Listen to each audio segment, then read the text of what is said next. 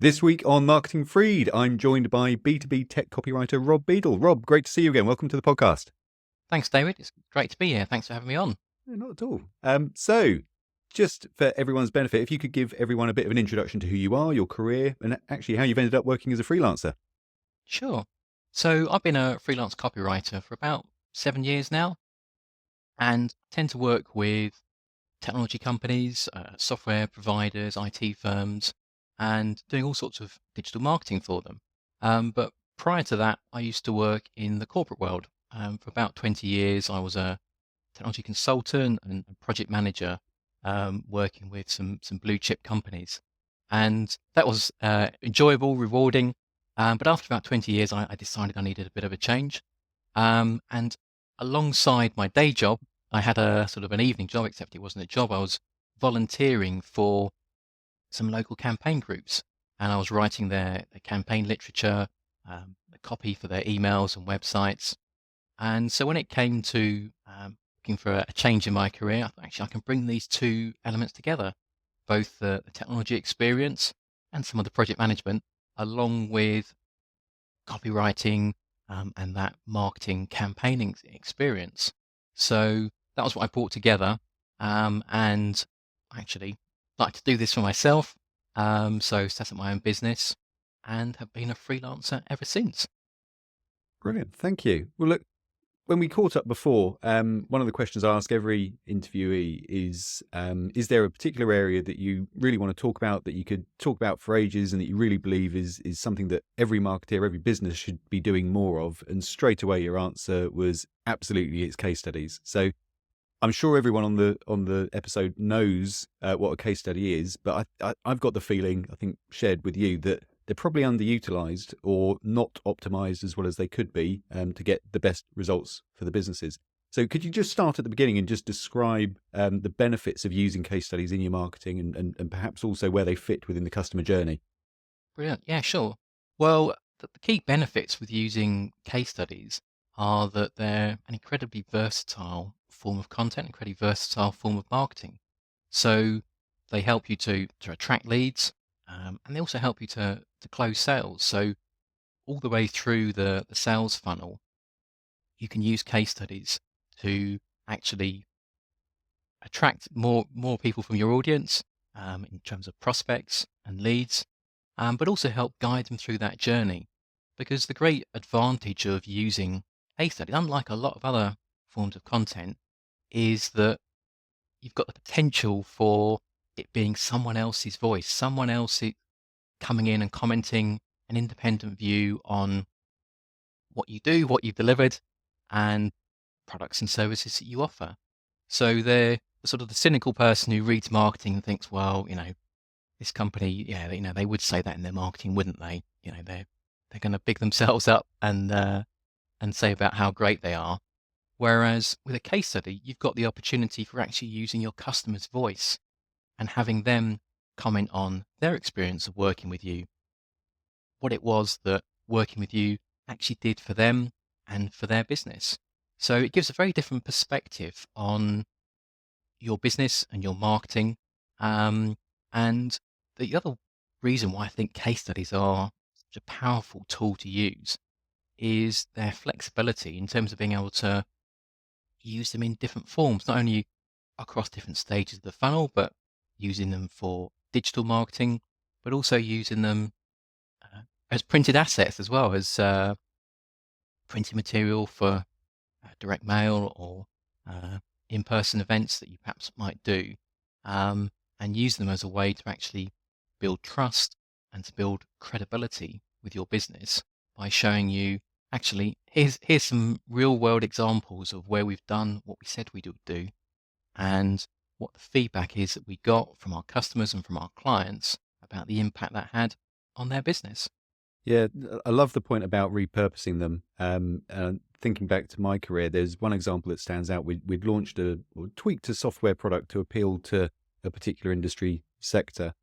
And as part of our marketing, we created some case studies, and they're working fine as further down the sales funnel, because it was some collateral that our sales team could use to add credibility and build some trust with our prospective customers.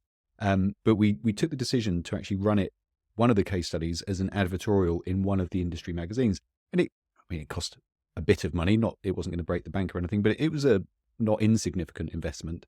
And we ran the advertorial, and it happened. But as part of that deal, we also negotiated that we could use that advertorial as a printout as well, or get copies of the magazine that it appeared in. Sorry. So as well as the advertorial, we then stuck a post-it note onto every page that the case study appeared in, and direct mailed copies of that out to every single person that we wanted to reach to. And we absolutely generated loads of inquiries off the back of it. And we could definitely point to, we definitely won this particular customer that was worth a decent amount of revenue to the business purely because of that particular activity. So I really love the idea of repurposing the case studies. Have you got any other ideas as to how case studies might be used beyond, say, direct mail? Well, I think the other forms for case studies is if you're perhaps exhibiting at an event, and you've got an exhibition stand, and you might have some lovely graphics or videos there to attract people's attention. But often, for those types of events, people tend to gravitate towards sort of very branded giveaways, whether it be sweets or bags or things like that, which are great and eye catching, but actually don't really have a lot of substance behind them. They don't really say you know what you do as a business, or how you actually deliver your services or your products. Um, so actually having some printed collateral that you can use that's based on case studies with your customers. It's a great handout. It's a great conversation starter to have. And someone that visits your stall could actually take that away, and use that for conversations back within their own organisation. So across the real world, in-person events, and then from a digital point of view online, um, as well as actually publishing your case studies on your website. Other ways that you can repurpose them are to perhaps turn them into social media posts, taking out some key sound bites from the case study. And another way of taking some of the essence of the case study is to sprinkle it through some of your blog posts.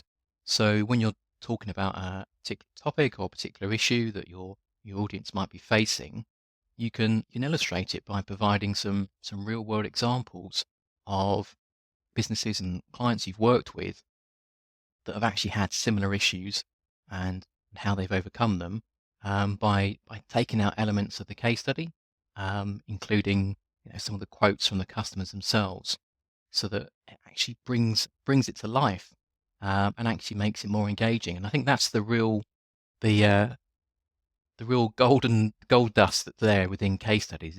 If you can actually find out the real story that's going on and the journey that they've been on, you'll find that a lot of their competitors, their peers, and people in similar industries who are part of your audience will be facing similar challenges too. And so being able to illustrate that through other types of content, other forms of marketing, gives you the opportunity for other people to go, actually, hang on a minute, that's the position that we're in. We've got that same challenge there.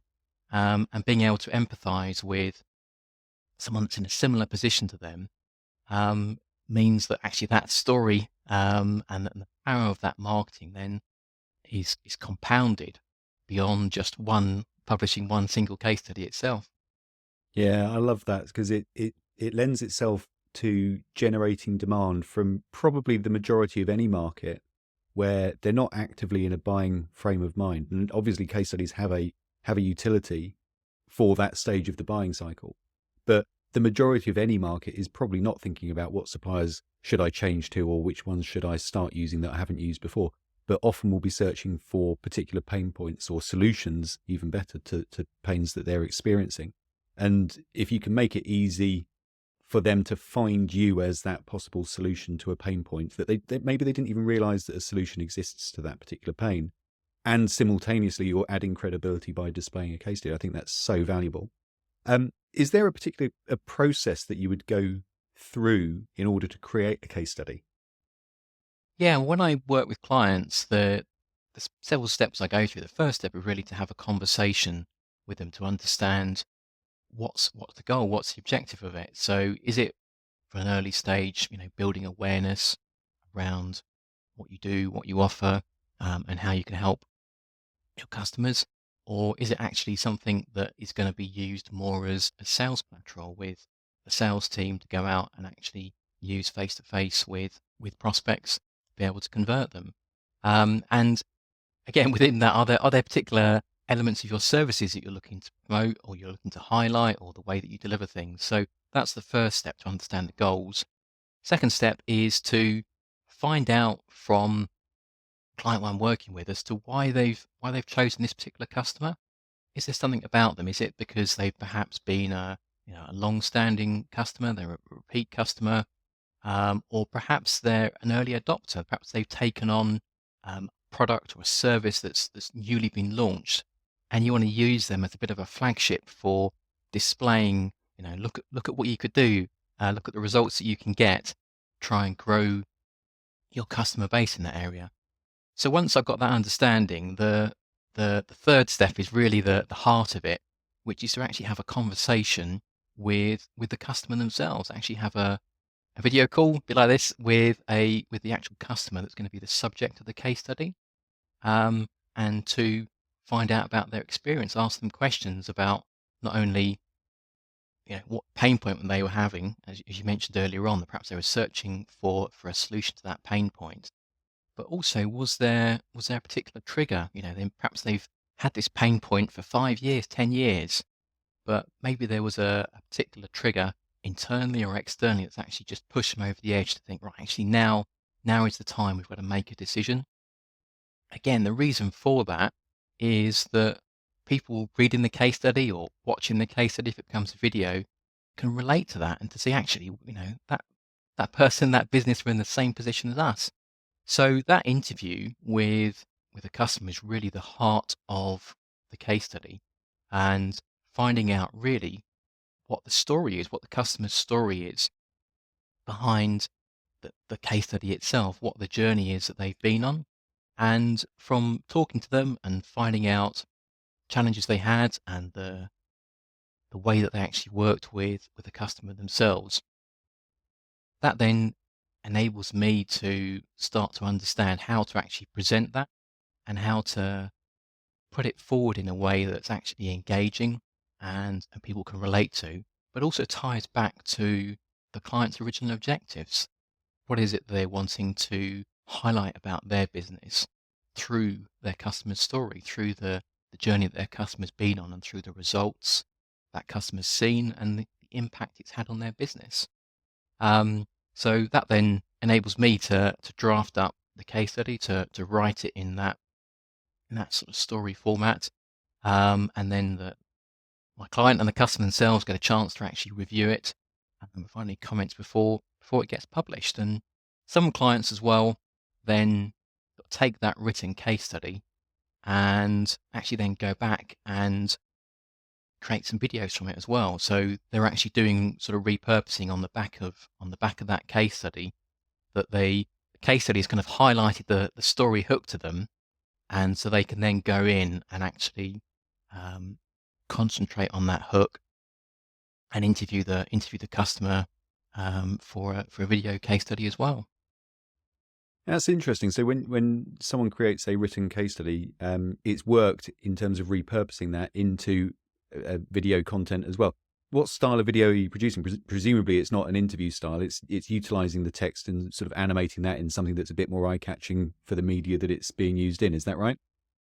It can be both. Some people have done that. Other people have sort of used the.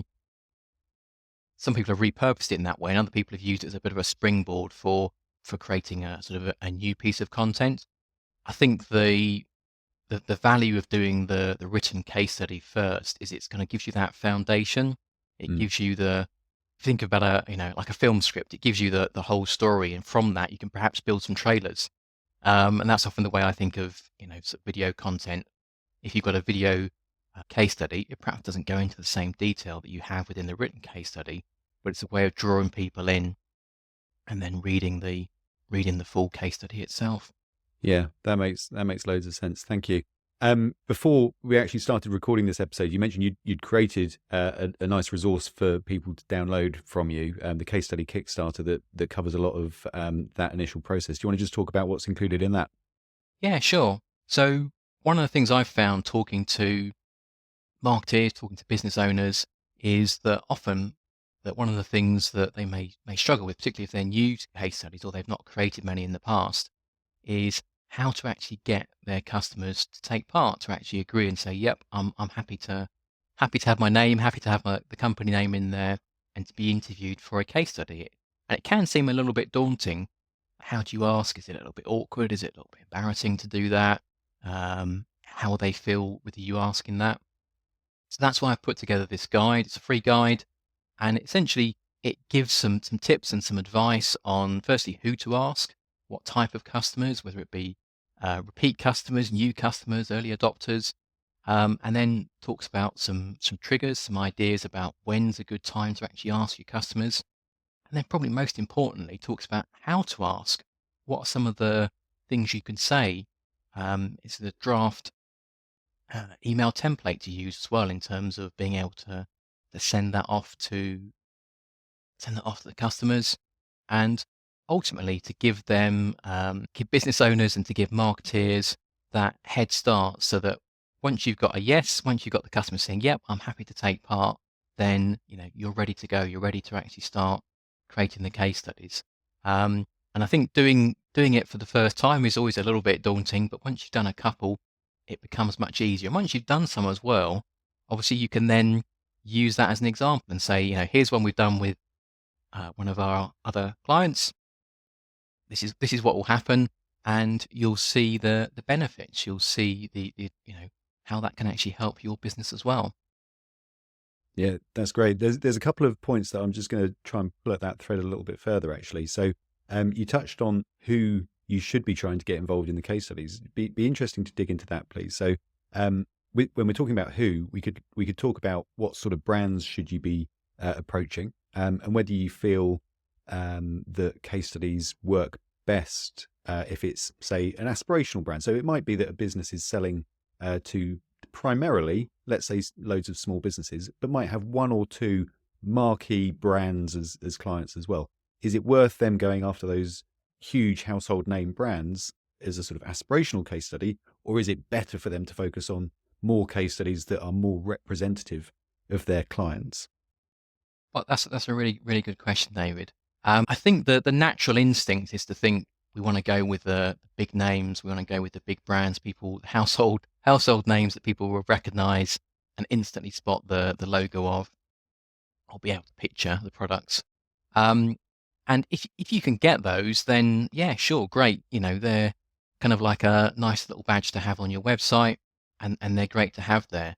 I think the reality, though, is that often those organizations are actually, some of those organizations, I should say, are a bit reticent about being included. So I know with one of my clients, I was writing case studies for, I won't mention the name, but there was a big household name who they've done a fantastic work for, and that their client was really happy, but they just simply weren't happy about taking part in a case study, which is like a company policy. We don't publicize who we work with. Um, so there's that issue. The other issue with the larger organizations is they often have multiple levels of approval. So you've often got to go through the marketing team, the PR team, the legal team, compliance team. And actually, it's not that they won't do it. Mm. It's just the time it takes, the effort. You may sort of question, was it worthwhile? So those are a number of sort of obstacles to overcome.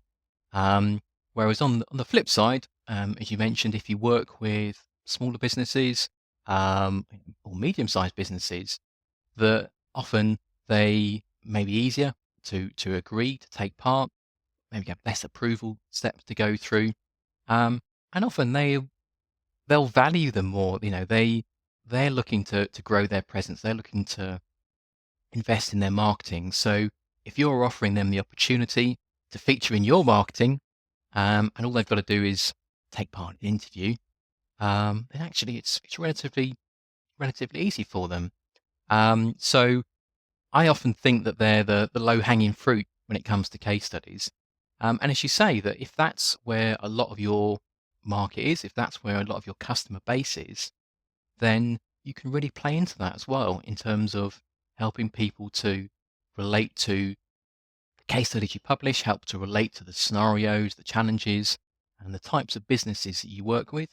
So yeah, I think if you can get a big brand aspirationally, then do it, but be aware it's probably going to be a lot more work than what you might imagine. And don't write off the smaller end, the small businesses, the medium-sized businesses who perhaps people haven't heard of, but their stories could be, perhaps even more compelling than a large brand, and more helpful to you in terms of showing how you can work with similar businesses. And particularly if you're industry focused as well. So I've had experiences in the past where we were targeting the legal sector. And to a layperson like me, I think of the legal sector as one homogenous entity. But actually within that, they really care about the types of law firms that they operate in. So firms of solicitors don't really have anything to do with barristers, and they don't have anything to do with patent attorneys, for example. I even had one example of we were pitching for business for a particular prospect, and we were able to trot out some names that they were familiar with. And this particular firm of solicitors, I don't know where they were in the legal 500, but let's say they were number 47 in the legal 500. We gave them actually a sizable law firm name that we were really quite proud of working with, and we'd been able to achieve really great things for them. And they looked down their nose and were a bit sniffy at it. And they're like, oh, but that one's only number 60 in the list. Have you got anyone that's higher than number 47? We were sort of, okay, well, that's really strange, but obviously it really mattered to them. I suppose just another question on that particular point about who it is that you should be trying to gain case studies from. When we think about the people that you would want to involve in the case studies as well, would you be trying to hear from, say, the user of the product? Or would you be more interested in getting people's feedback or opinions that are maybe involved in the buying decision? So that might be, say, director level, CXO level, but really they're not day-to-day users of the product. That's another good question, David. I think it partly depends on what your objective is for the case study. So if you're focused very much on the sales side of things and closing sales and being able to convince and convert people to go, actually, we're the right organization for you. This is how we're better than the competitors, etc. If that's your aim, and why you're producing the case studies, then you may want to focus in more on those decision makers. However, if you're wanting to focus more on the awareness side and the benefits of using the product and the service and what that looks like, then that may lean itself more towards the user end and what the user experience is, how that changes, and ultimately, what some of the best case studies come about from when I'm talking to a customer and talking to a user of that organization, and they get into lots of detail about how their day-to-day job has changed as a result of using this product. And that's often some of the most fascinating for me to learn about and to write about. But also that level of detail makes it more memorable, um, makes it more specific. Above all, it makes it more believable that if you can really describe how using this product or using this service has made such a difference to that person's day. The third thing just to say about it is obviously it depends on people's availability. So you may struggle either, at both ends, either to get hold of decision makers or to get hold of the right kind of users.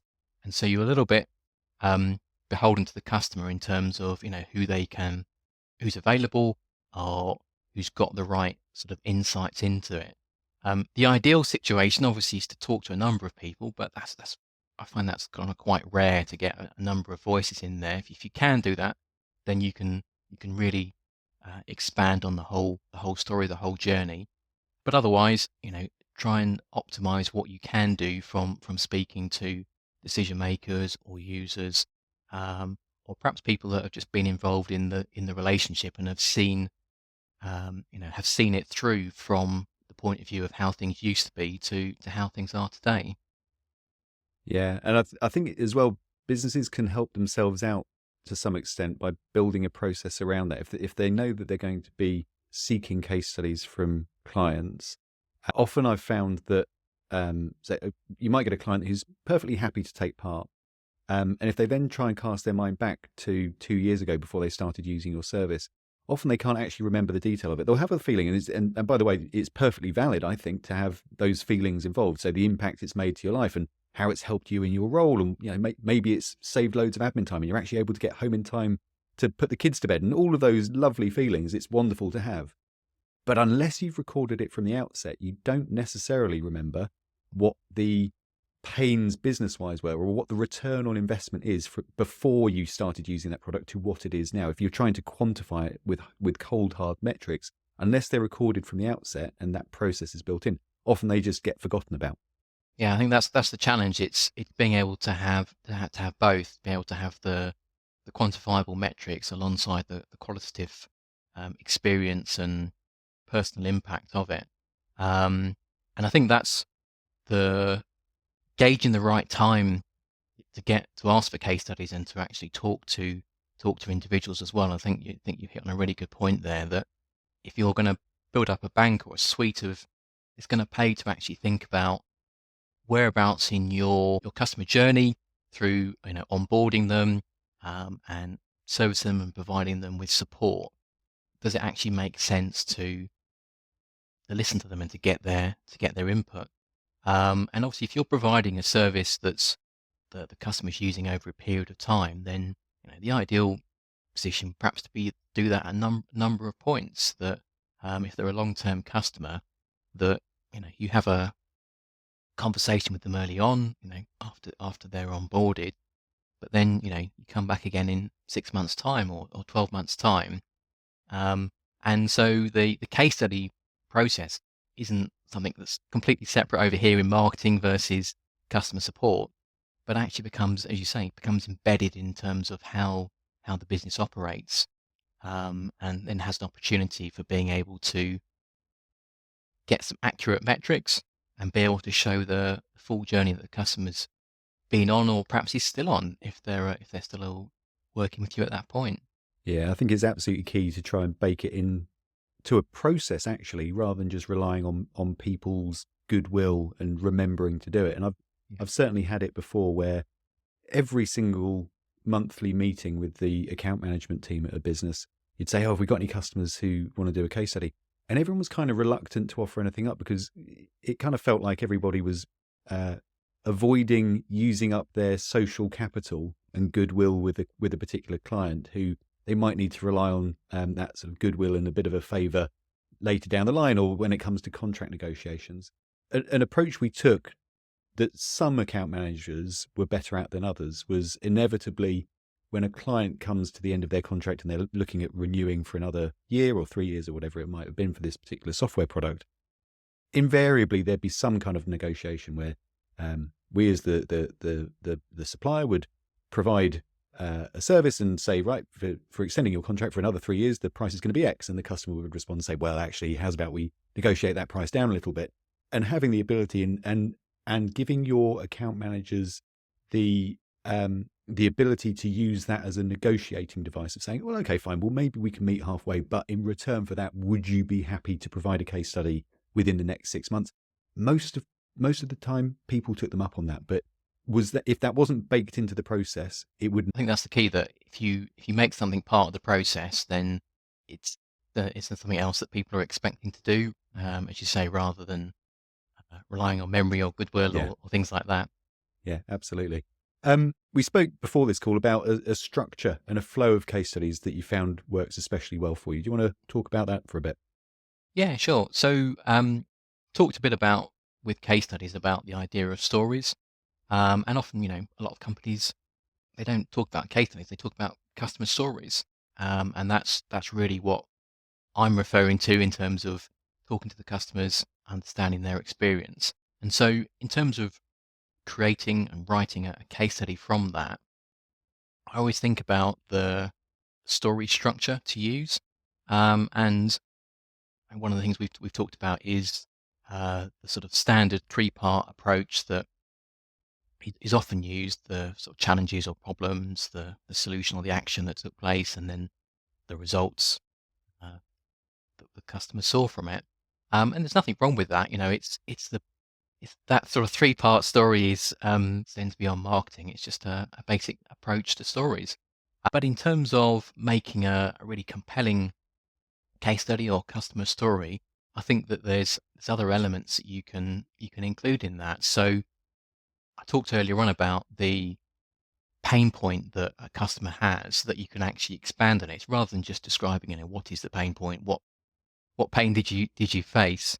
Um, it's about understanding more about the impacts that had on the business and learning what that pain looked like if they were able to describe it, and knowing what actually led them to take action, what actually led them to look for other solutions or uh, ways of actually getting rid of that pain and solving it. So, in terms of structuring the case study, you could always look at one and sort of pick out elements and say, well, that was the challenge, that was what they'd done, and that was what the results were. But what I try and do is actually break that down a little bit more and expand on what some of those elements are. So the impact is one. Thinking about the results, one of the things that's often useful to include in a case study is to ask the customers about their plans for the future and to Mm. understand how the work that's taken place has informed their strategy or has informed their thinking about what they're going to be doing in the future. And advantage I think of touching on that is it gives people who are reading the case study the idea that this is it's not just a single point solution, Mm. but it's something that's actually going to be a bit of a launch pad to the future as well, and a bit of an enabler or a catalyst for what they can do in the future. And so the structure, as it were, it really needs to depend on what the story is and being able to describe that. And ultimately, because I base the case studies on the conversation with the customer, it's using their words to actually guide it, and using quotes from the customer throughout the case study to illustrate and to guide that story along along those lines from where ultimately at the most simplistic level where they used to be, where they are today, and where they want to be in the future. And as with any story, with any film or book or any work of fiction around a story, there's different paths through that journey. But the idea is to actually bring it to life, to make it engaging, and to make it readable. That people actually want to pick it up and think, actually, this is really interesting. Not only can I see that this company has achieved X, Y, and Z, but I've actually been able to relate to the journey they've been on all the way through that. Yeah, it's a lovely little story arc, isn't it? Looking into the future as well. The other thing I love about it is it alludes to some kind of expansion opportunity in the future. So the the bulk of the case study might be about a particular pain and how that was resolved, which might not relate to, I don't know, a suite of other products that you as the vendor have available. But the fact that the client might mention, oh, in the future, we're looking forward to using your blue widget solution as well, because that's going to help us do X, Y, and Z. Well, even if an existing client or a future client wasn't in the market for that, at least they then know that that's a possibility, and they might then be a bit more receptive to talking about that when they do speak to the sales or account management team. Um, so let's imagine we've baked in a brilliant process for getting case studies created. We've got some beautiful case studies written. There's lovely story arcs in there. They're really compelling, really useful content. How would you go about distributing them? And would you recommend they're gated or ungated? Okay. So in terms of distributing, we talked about different ways of being able to use case studies earlier on. So to me, the sort of case studies 101 is having it on your website, having a section on your website for your case studies, but also using them not just on a case study page, but on your homepage, on other elements, and being able to use them on blog posts, etc. So you've got different elements on your website that are actually benefiting from the case study content that you've created. Again, the other types of digital marketing to use the case studies on would be on social media, LinkedIn posts, using whether it be like a carousel or a sort of text and image post. So many different formats to be able to create now that you can take that base material that you've got and turn it into many different forms that you can use online. And if you're creating a white paper, you can again use these elements from the case study within the white paper as a way of illustrating the solution that you're describing within the white paper. On your question about gating, this is something I'm quite passionate about around gating. That I'm very anti-gating. I kind of think, well, you've put all this work into creating a fantastic case study or customer story. You want as many of your audience and potential customers as possible to read it. So why would you restrict access? Why would you lock it up? Mm. And these days, with everything that's online, people prefer to do the research themselves. They'll go out, they'll look around for, solutions, ways to fix problems that they've got. And case studies are essentially part of that research. So if you lock up your case studies and make it harder people to read them, even if that is just handing over an email address, well, they're going to go somewhere else. They're going to look at your competitors who are actually providing free access. And there was actually some research I did recently looking at the top software companies in the UK in terms of how many of them gated case studies and how many of them didn't. And I think it's about 95% didn't gate their case studies. And even the 5%, I was kind of being a bit generous in terms of saying they gated them, they didn't really provide anything extra as part of the gate. It was more, well, you can download a file with all the case studies in, but you can still read them online if you want to. Certainly in the world of B2B software, I think people are realizing that actually the benefit of gating case studies is much less. People are much less willing to hand over an email address in return for a case study. Obviously, if you're using case studies as a way of generating leads, they'll still be effective, and you can still include calls to action. You can still include links in your case studies through to other parts of your content or through to your contact pages. But people want to be in control of stuff themselves in terms of when they're doing research. And my view is that actually gating stuff is actually going to be detrimental to your marketing and to the effectiveness of your case studies. Yeah, totally agree. I think most people now make the majority of their buying decision, or at least whittle it down to a short list before they've ever spoken to a salesperson. So the more information you can make available to them to help them pick you, I think the better. Absolutely. Yeah. Well, look, Rob, that's been brilliant. I've really enjoyed how focused we've been on this episode. Before I let you go, I'm asking everybody for one marketing book recommendation. Would love to hear yours. It's a little bit of an oldie, but it's one of the ones that I quite enjoyed reading, and I found immensely helpful. It's the Adweek Copywriting Handbook by Joseph Sugarman. Now it's if you've got it on your bookshelf, have you? Down there, yeah. That wasn't arranged, but yeah, it's about print ads, which sounds a bit old hat when we're talking about case studies and websites and the rest of it.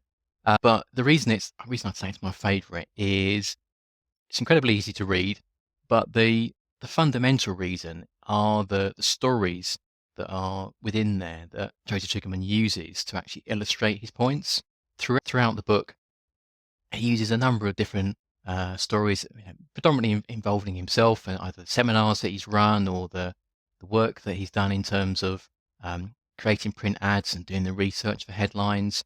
And to me, it brings across the value of stories that we've been talking about in terms of customer stories. But in his case, using it to get across lessons about how to use copywriting, how to create great copy.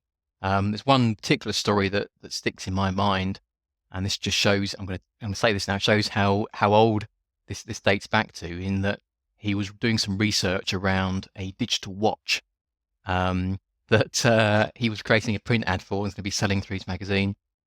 So this was in the late 70s, and he was talking to the lead engineer. He'd been making this, cutting edge digital watch, and the cutting edge feature of this digital watch um, was that you could see the time at night.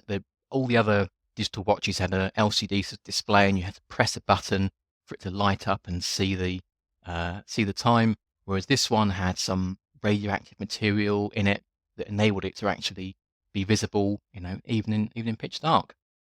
And the key thing that he found from talking to the engineer was that a particular company had used a laser to actually seal the radioactive material inside the watch. And being in the late 70s, this was a really big thing, the laser. And so that was the hook that he used for the article. But it illustrated the value of doing the research and talking to SMEs. But ultimately, for me as a book, stories like that, that really sell the messages you're trying to get across are the ones that I enjoy reading, I find most useful. So that gets my vote as my favorite marketing book. Yeah, it's a great story. Thank you. And after listening to the podcast, how can people connect with you, Rob? Sure. So I'm on LinkedIn. Rob Beadle UK is my handle on that. My website is robbeadle.co.uk. And we mentioned about the case study Kickstarter as well. I'll share the link for that with you, David, and you can share it with the listeners. And feel free to download that as well. Will do. No, that's great. Thanks a lot, Rob. Thanks, everyone.